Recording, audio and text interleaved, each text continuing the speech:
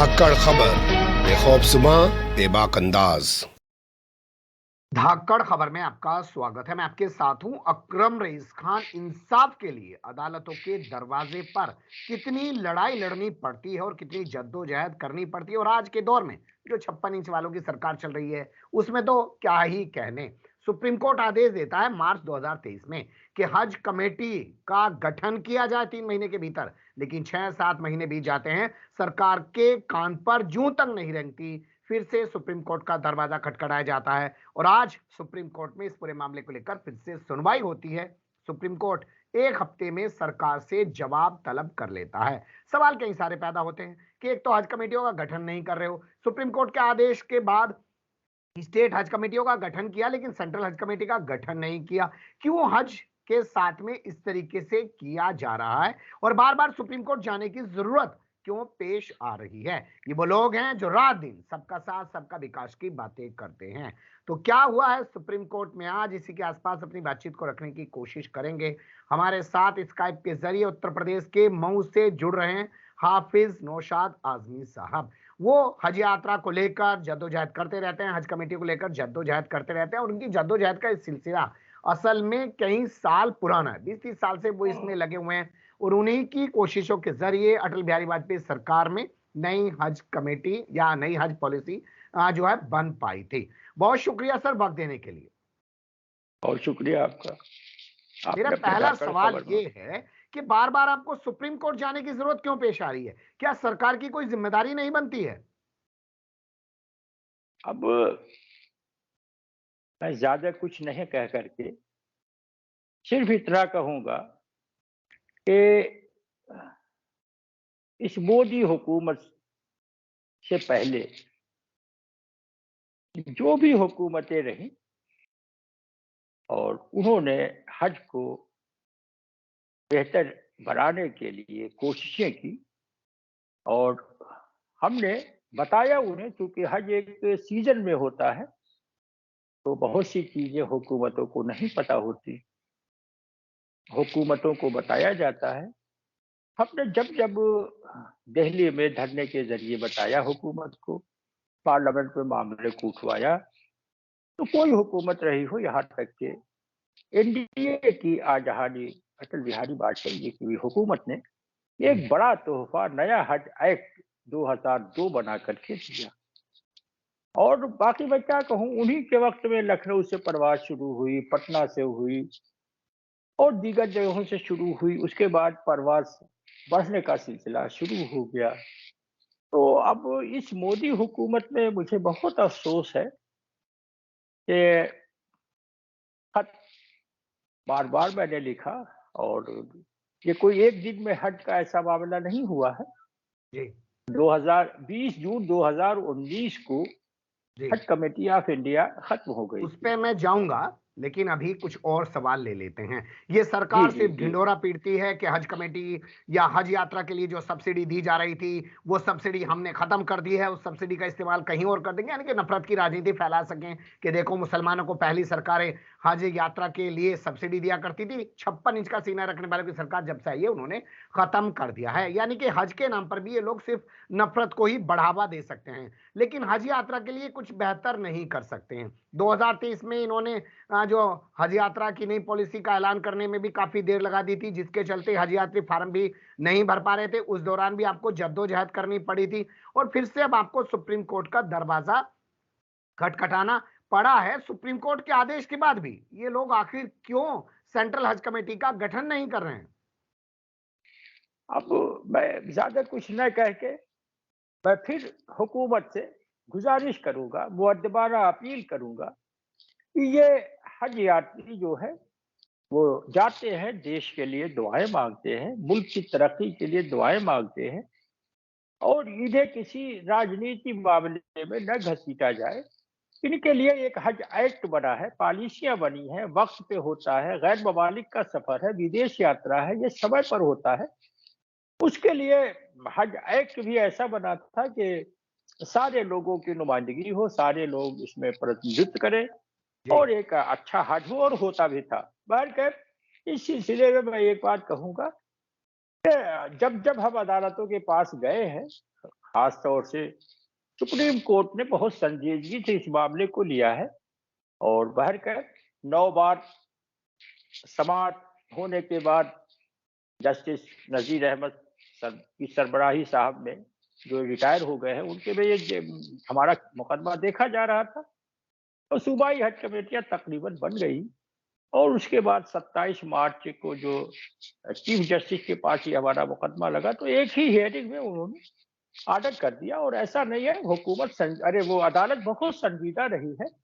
और आज भी जो हमने देखा कि उन्होंने एडिशनल सॉलिसिटर जनरल जो के नटराजन साहब पेश हुए उनसे उन्होंने तब कहा कि सख्ती से कहा कि ये 1 हफ्ते में आप जवाब दे, क्यों नहीं बनाया, आखिर क्या वजह है, ये कंटेम्प्ट का मामला है। तो हमें लगता है अदालतें जो है अदालत आज़मा इसमें संजीदा है और हम शुक्रगुजार हैं। जी मगर अफसोस है कि हुकूमत के जिम्मेदार अफसरान जी आखिर क्या कर रहे हैं। तो बहरकैफ हम कोशिश में है कि ये इदारा हमारा है और हर साल का हज होना है तो इसे बचाया जाए और जी कोशिश हमारी यही है। जी कोशिश आपकी यही है और आप लगातार सुप्रीम कोर्ट का दरवाजा खटखटाते रहते हैं और उससे पहले तमाम जितने भी पत्राचार करते रहते हैं अधिकारियों के साथ, सरकार के साथ, लेकिन सरकार जो है कुछ करती हुई नहीं दिख रही है। आखिर आपको क्या लगता है इसके पीछे सरकार की क्या रणनीति हो सकती है कि 2019 के बाद सरकार जो है हज कमेटियों का गठन नहीं कर रही है? इसके पीछे क्या लगता है आपको? अब हम क्या बतावें, हमें तो बस ये है कि हम एक खादिम की हैसियत से, वो हाजियों का फॉर्म भरने की हैसियत से हमने काम शुरू किया और फिर सलाह रजाकार की हैसियत से एयरपोर्ट पे हाजियों का सामान भी ढोया है और मेंबर की हैसियत से भी हज पे फ्लाइटों पे काम किया है। हज के लिए कुछ अच्छे सुझाव भी हमने दिए हैं। सऊदी अरब में भी मकान वगैरह की जो नीति बनती है उसमें भी हमने कुछ काम किया है। तो अब हरकत मैं क्या बताऊं, मैंने सिर्फ इतना कहा कि इस हुकूमत से अब हम क्या कहें, शिकायत तो बहुत है कि हज जैसे मामलों में भी अब सुझाव नहीं। जो हज कमेटी ऑफ इंडिया बनाई है, एक्ट उन्हीं का बनाया है और एक्ट की खिलाफ वर्जी हो रही है। एक्ट के तहत परंपरा और रवायत के तहत हर जगह काम होता है तो वो रवायत भी खत्म है, परंपरा भी खत्म की जा रही है, कानून भी। तो अब हज कमेटी ही हाजियों की नुमाइंदा है, चाहे वो स्टेट हज कमेटी हो या मरकजी हज कमेटी हो। तो अब हाजियों के जो नुमाइंदा है वो जो हुकूमत को बताने के लायक रहेंगे ही नहीं तो हुकूमत क्या सुनेगी और उनको तो बेअसर आपको कर दिया क्या लग गया है। रहा है, क्या वजह है ठोस कि हज कमेटी का गठन नहीं किया जा रहा है सुप्रीम कोर्ट के आदेश के बावजूद भी? आपको फिर से अवमानना का मामला लेकर सुप्रीम कोर्ट जाना पड़ा है। सुप्रीम कोर्ट ने 7 दिन का वक्त दिया है, देखते हैं 7 दिन में होता क्या है। लेकिन फिर भी ये तो अपने आप में बड़ी बात है ना कि मुख्तार अब्बास नकवी रोज नए नए आइडियाज दिया करते थे, लेकिन जब से हम्म, स्मृति ईरानी मंत्री बनी है तब से वो तो हम्म, कुछ भी करती हुई नजर नहीं आ रही है ज्यादा। हाँ, अफसोस का मकाम है और अफसोसनाक है। और हमने उनको बड़ी साफ दिली से तमाम खतूत लिखे और मशवरे दिए, हमेशा से देते चले आ रहे थे। और 2023 का हज जैसा भी हुआ हमने कहा था कि ये अच्छा आप नहीं कर रही हैं, अच्छा नहीं हुआ और तारीख का सबसे परेशान कुन हज हुआ, महंगा भी जी हुआ। तो अब हमने तमाम फिर लिखे, हमने हमने जुलाई में ही स्टेट हज कमेटियों के चेयरमैन को और सेंट्रल हज कमेटी के सीईओ को और तमाम लोगों को खतूत लिख दिया कि भाई इस वजह से हज खराब हुआ है। 9 जुलाई को ही हमने खत लिखा है जी और 7-8 पेज का लिखा है। बहुत मेहनत करके बनाया, उसे फिर अंग्रेजी में कराया, फिर भेजा। देखा, आपने भी बताया कि देखिए ये इन वजहों से हज खराब हुआ है और इन वजह इस ये काम करने से हज अच्छा हो सकता है। क्या लेकिन आपको उसमें भी लगता कोई है अमल। क्या आपको लगता है अगर सुप्रीम कोर्ट के आदेश पर सेंट्रल हज कमेटी बन गई तो अगला जो हज होने जा रहा है वो जो है 2024 का वो बेहतर हो जाएगा? वहां पे वो दिक्कतें नहीं आएंगी जो 2023 में आ रही थी? अब देखिए, जाहिर है कि हाजियों की नुमाइंदा हज कमेटी है और जब हज कमेटी नहीं रहेगी, एक आपको बात बताता चलूं। 22 अप्रैल 2022 को मुख्तार अब्बास नकवी साहब के जमाने में एक 11 रुकनी कमेटी बना दी गई अब आपको बताते चले कि 19 मेंबरान को वोट देने का हक है और 7 मेंबरान बढ़ाए गए, जिसमें 2 मेंबरान ऐसे थे कि एक राज्यसभा के मेंबर जफरुल इस्लाम साहब यूपी में भी मेंबर थे, वहां भी मेंबर थे, वो बना दिया और उनका 1-2 महीने में राज्यसभा खत्म भी होने वाली थी। जबकि किसी वायदे पे रखने से पहले ये होता है कि वो अपनी मुद्दत पूरी कर ले, कोशिश ये होती है, वो देखा जाता है। खैर, जी। उसके बाद एक बड़ा काम ये किया कि जो एक्ट 2002 में अ, ये बात अटल जी ने और उनके स्टाफ ने और हज एक्ट बनाने वालों ने तस्लीम किया कि हज हमारा मजहबी इदारा है, तो इसमें मजहबी नुमाइंदगी जरूरी है। तो 2 सुन्नी, 1 शिया मुफ्ती मुस्लिम की हैसियत से रखे जाते रहे 3। जी। इन्होंने अब्दुल्ला कुट्टी को आलिम के ज़माने में रख दिया, मुफ्ती के, और ना वो मुफ्ती है, ना आलिम है, ना दीनदार है, कुछ नहीं है, जो भी है उन्हें चेयरमैन भी बना दिया। बाद में वो सब अनखाने मामले सुप्रीम कोर्ट गए थे। तो मुख्तसर ये कि अब क्या किया जाए? तो ये किसके ज़रिए क्या हुआ है, क्या हो रहा है? वह के स्मृति ईरानी साहब इस वक़्त देख रही हैं, ज़िम्मेदारी उनकी है, जी। तो उन्हें देखना चाहिए और वज़ीर-ए-आज़म को भी देखना चाहिए, जयशंकर साहब को भी देखना चाहिए। एक बात और मैं बहुत सफाई से कह दूँ कि हज को माइनॉरिटी अफेयर में रहने का कोई इखलाकी जवाज़ भी नहीं है और क्योंकि ये गैर ममालिक का सफ़र है, विदेश यात्रा है और विदेश के मामले में हज विदेश में होता है। तो ये नोडल एजेंसी ये है और काम उनसे लेना है। तो जब वो नोडल एजेंसी खुद थे तो बहुत अच्छा काम होता था। जी। सारे लोग मुतमईन होते थे, कोशिश करते थे। हम्म। मगर अब ये एक अलग मामला है, मैं तो इसके ये लिए चीजें बराबर कब बनी? मुतालबा। विदेश मंत्रालय से निकलकर अल्पसंख्यक कार्य मंत्री के पास कब पहुंच गया हज? ये मोदी सरकार के दौर में ये हुआ? दो नहीं, हाँ, 2016 में एक पीएमओ के आर्डर से हुआ है। जबकि मैं इखलाकी तौर से आपसे कहना चाहता हूँ कि जो चीज़ जब ये हज एक्ट 2002 पास हो रहा था तो राज्यसभा में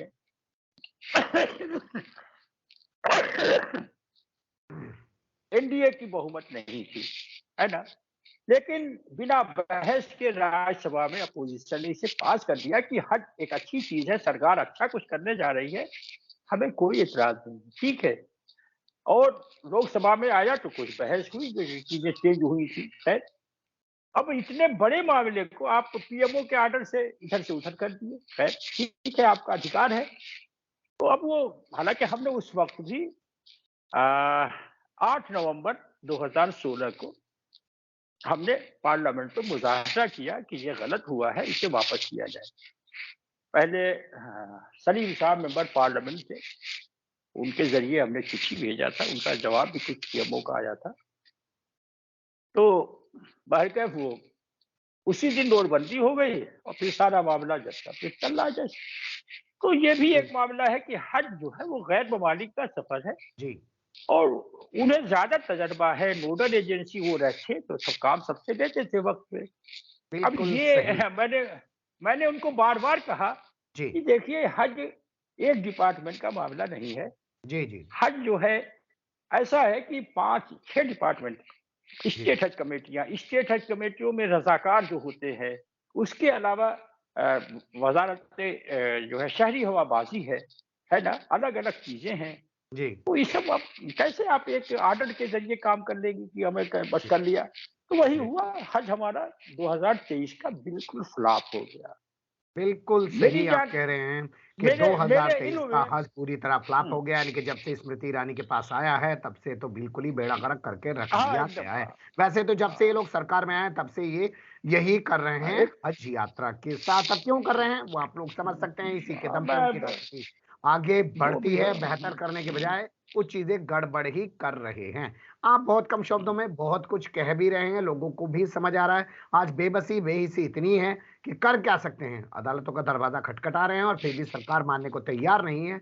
ये सब जब इतिहास के पन्नों में लिखा जाएगा तो लोग सोचेंगे बहुत कि कैसी सरकारें देश में चल रही थी जो मैं, अदालतें मैं के फैसले को भी कुछ नहीं मानती थी। बहुत शुक्रिया, एक आपने चीज वक्त दिया, फिर आपसे जुड़ने नहीं, की मैं कोशिश करेंगे। कुछ और बोलिए। एक बात और कहना चाहता हूँ आपके चैनल के जरिए कि भर के मैं इधर 3-4 साल से कई मरहले से गुजरा, बीमारी से गुजरा, हार्ट का ऑपरेशन हुआ वगैरह वगैरह। लेकिन मैं इतना कहना चाहता हूँ आपके चैनल के जरिए कि जब तक मेरी आखिरी सांस है, होश हवास है, मैं अपने रुफका की मदद से, दुआओं के सहारे इंशाअल्लाह इस इदारे की हिफाजत के लिए जद्दोजहद बाकी रखूंगा। और अल्लाह ताला से भी ये उम्मीद है और दुआ करता हूँ कि कोई हुकूमत हो जो मुल्क में इंसानियत के लिए काम करे, इंसाफ के लिए काम करे, मुल्क की तरक्की के लिए काम करे। और बहुत बहुत शुक्रिया, बहुत शुक्रिया। अल्लाह आपका हौसला बनाए रखे। इस उम्र में इतनी तमाम बीमारियों के बाद भी जिस जज्बे के साथ हाजियों की लिए हज यात्रा के लिए आप जो जद्दोजहद करते रहते हैं, लिखते रहते हैं, अदालतों के दरवाज़ा खटखटाते रहते हैं, खुदा आपको सलामत रखे और आपका ये करने का जो जज्बा है वो हमेशा बनाए रखे। बहुत शुक्रिया। आमीन सुम्मा आमीन, शुक्रिया।